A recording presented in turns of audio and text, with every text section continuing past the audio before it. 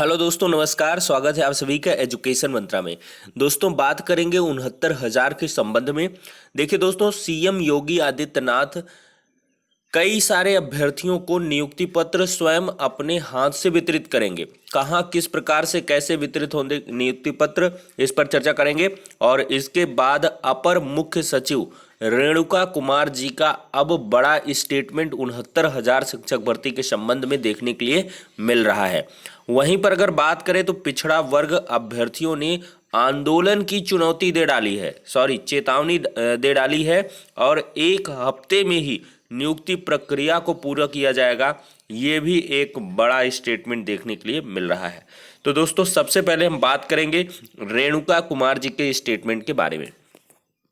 देखिए दोस्तों, यहाँ पर रेणुका कुमार जी ने स्पष्ट कर दिया है कि सीएम योगी आदित्यनाथ जी के तरफ से 69,000 शिक्षक भर्ती में से 31,661 पदों पर एक हफ्ते के अंदर किसी भी सूरत में नियुक्ति प्रक्रिया को पूर्ण करने के आदेश निर्गत किए गए हैं।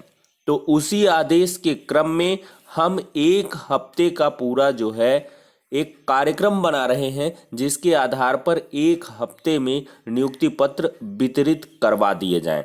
इसमें सबसे बड़ी बात रेणुका कुमार जी ने ये बोली है कि जो भी नियुक्ति पत्र वितरित होंगे वो सुप्रीम कोर्ट के आदेश के अनुक्रम में वितरित होंगे, कोई हम अपने से वितरित करने वाले नहीं हैं।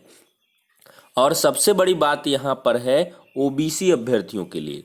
ओबीसी मतलब जो एमआरसी पीड़ित अभ्यर्थी हैं, वो लगातार आंदोलन की चेतावनी दे रहे हैं कि अगर 69,000 शिक्षक भर्ती प्रक्रिया को एनसीबीसी की जो रोक है उसकी अनदेखी करके शुरू कर दिया गया तो अवश्य ही हम एक बड़ा आंदोलन करेंगे।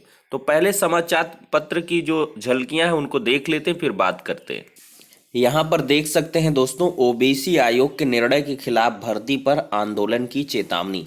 देखिए, बेसिक शिक्षा परिषद में 69,000 सहायक अध्यापक भर्ती में 67,867 चयनितों में से 31,661 अभ्यर्थियों को नियुक्ति देने के सरकार के निर्णय को ओबीसी अभ्यर्थियों ने राष्ट्रीय पिछड़ा वर्ग आयोग की अवमानना बताया है।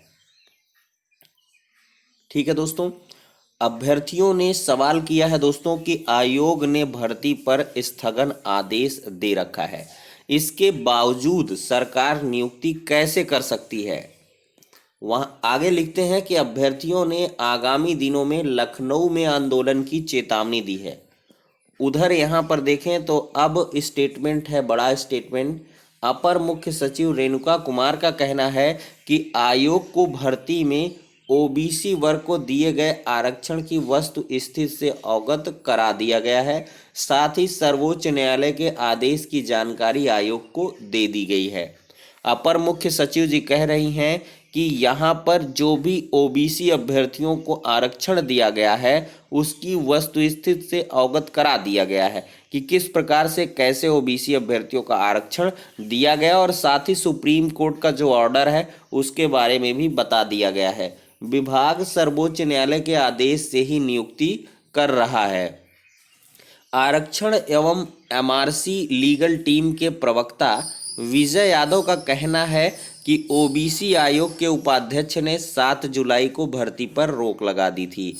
स्पष्ट किया था कि सुप्रीम कोर्ट का निर्णय होने के बाद भी आयोग की ओर से मामले में निर्णय देने तक भर्ती पर रोक रहेगी। सरकार ने आयोग के आदेश के तहत अभी तक इस 69,000 सहायक अध्यापक की वर्गवार शैक्षिक गुणांक सहित मूल चयन सूची उपलब्ध नहीं कराई है। सरकार को भर्ती के टुकड़े करने की जगह सुप्रीम कोर्ट के अंतिम फैसले का इंतजार करना चाहिए। उन्होंने कहा कि सरकार के इस निर्णय के खिलाफ ओबीसी अभ्यर्थी लखनऊ में आंदोलन करेंगे। देख लीजिए, अभ्यर्थियों ने कहा रोक के बावजूद भर्ती ना करे सरकार। विभाग का दावा है कि सुप्रीम कोर्ट के आदेश से हम नियुक्ति दे रहे हैं। वहीं पर सीएम योगी आदित्यनाथ जी के बारे में बात करें तो 31,661 शिक्षकों को सीएम देंगे नियुक्ति पत्र। देख लीजिए, बेसिक शिक्षा परिषद में दोस्तों 9 चयनित शिक्षकों को मुख्यमंत्री योगी आदित्यनाथ नियुक्ति पत्र देंगे। प्रदेश सरकार के प्रवक्ता ने बताया कि सुप्रीम कोर्ट के आदेश के तहत 69,000 शिक्षक भर्ती के पहले चरण में 31,661 नव चयनित शिक्षकों को नियुक्ति दी जाएगी। कुछ जिलों से चयनित अभ्यर्थियों को लखनऊ बुलाया जाएगा। सीएम ने 1 हफ्ते में नियुक्ति प्रक्रिया पूरी करने के निर्देश दिए हैं। विभाग की अपर मुख्य सचिव रेणुका कुमार ने बताया कि सीएम के आदेश के तहत 7 दिन में नियुक्ति दे दी जाएगी। तो देख सकते हैं दोस्तों, सरकारी महकमे में भी पूरी गति है और उनका भी कहना है, शासन स्तर से भी कहना है, ये इंस्ट्रक्शंस आ जाएंगे सचिव बेसिक शिक्षा परिषद प्रयागराज को कि आप लोग इस कार्यक्रम के तहत 69,000 शिक्षक भर्ती प्रक्रिया को 1 हफ्ते के अंदर कंप्लीट करा दीजिए। बहुत छोटा सा शेड्यूल रहने वाला है जिसमें आपकी नियुक्ति प्रक्रिया संपन्न हो जाएगी। मुझे लगता है 1 से 2 दिन में आपकी जो मतलब कल ही की डेट में, आज तो मीटिंग हो जाएगी, 21 सितंबर है, तो आज की डेट में सीएम योगी आदित्यनाथ मीटिंग लेंगे सभी विभागों से, जो जरूरी इंस्ट्रक्शंस होंगे उनको गेन किया जाएगा और इसके बाद हो सकता है आज देर शाम ही एक ऑफिशियल लेटर आ जाए मतलब शासन की तरफ से कि आप जो है 31,661 पदों पर शिक्षक भर्ती को कंप्लीट करिए और साथ ही साथ एक शेड्यूल भी आ जाए कि किस दिन क्या कुछ कैसे करना है और फिर इसके बाद बाकी का कार्य सचिव बेसिक शिक्षा परिषद को कर ही देना है। उनके लिए हो सकता है 1 से 2 दिन में आपको जो है चॉइस फिलिंग का कार्यक्रम पूर्ण करा लिया जाए, फिर इसके बाद 2 दिन में काउंसलिंग हो जाएगी जो कि 31,000 पदों पर ही होनी है। तो 2 दिन में बुलाया जा सकता है, 1 दिन पुरुष 1 दिन महिला अभ्यर्थियों को बुला करके काउंसलिंग करा सकते हैं आराम से और इसके बाद तीसरे चौथे 5वें दिन नियुक्ति प्रक्रिया को संपन्न कर सकते हैं।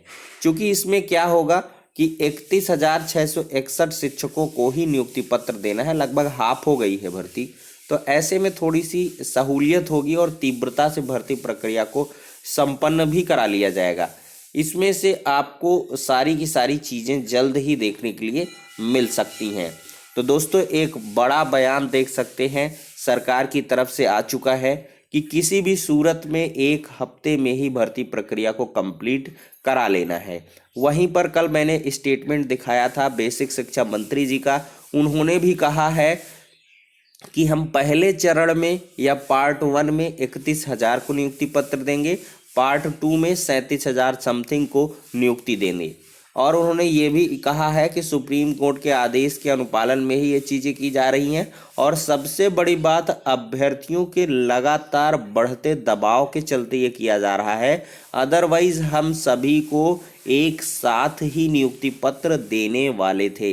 सुप्रीम कोर्ट के ऑर्डर का इंतज़ार कर रहे थे, लेकिन यहाँ पर अभ्यर्थियों ने ही बहुत ज़्यादा दबाव दिया, अनुनय विनय आग्रह किया, तो इस वजह से ही हम भर्ती प्रक्रिया को स्टार्ट कर रहे हैं।